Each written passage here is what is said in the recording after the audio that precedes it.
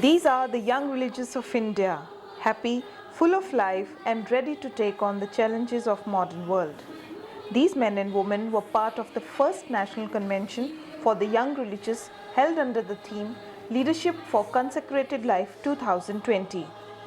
Over 200 young nuns and priests from over 100 congregations took part in the 4-day meeting organized by the Conference of Religious India.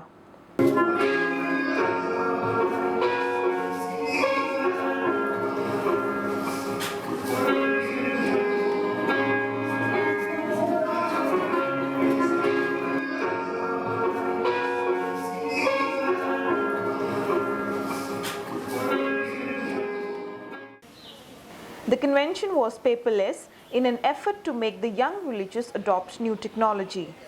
About 70% of the participants came with laptops. Despite initial hiccups, they learned quickly to move fingers on laptops as they presented ways to meet modern challenges. The convention was held against the backdrop of controversies of clerical abuse surrounding the Catholic Church. The religious seemed little worried about such developments. There is scandals that ought to happen, but I think that should not put you in a frame that okay, all these religious nuns are of this category. They are all frustrated beings inside the convent. No, it's ultimately it comes into your personality, your goal of life. While some congregations seemed changing fast, a few still held on to their traditional customs and tradition. The most obvious was the way the nuns dressed at the convention. Some came in civil dress, while others felt comfortable in their traditional habits. Some nuns said they wore the traditional dress because people respect them. I'm really happy to go with my own religious dress. Because in Kerala we could say that the people around there, actually they would like us to see in the religious dress. Because not only the dress that matters, but still the visible sign of ours through our life witnessing. And I think we will be very much or much more spiritual, or our activity level also will be more creative or in a very spiritual manner if we are dressed up in a religious manner. The young religious let themselves loose from the restrictions of their congregations and enjoyed to the fullest. They interacted with each other and presented songs, dances and monoskits.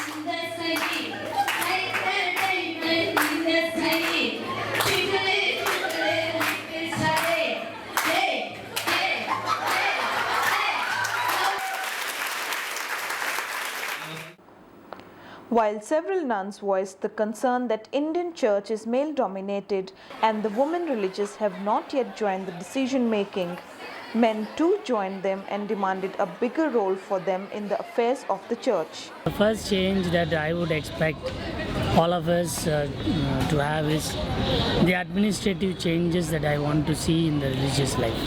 Because it has been a patriarchal society kind of a thing where women are not given a power, where we are not considering women as in the process of change, or while developing a stratum or while developing a framework of life, we are not involving women at all.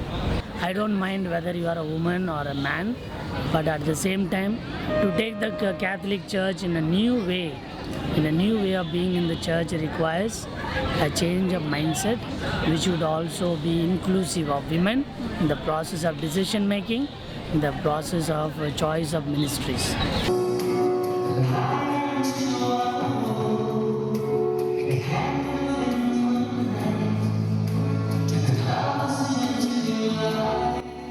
The meeting brought the young religious out from the conventional boundaries of their congregations and faced the realities of the world. The participants agreed that the times are changing and they need to adapt to the modern world accordingly.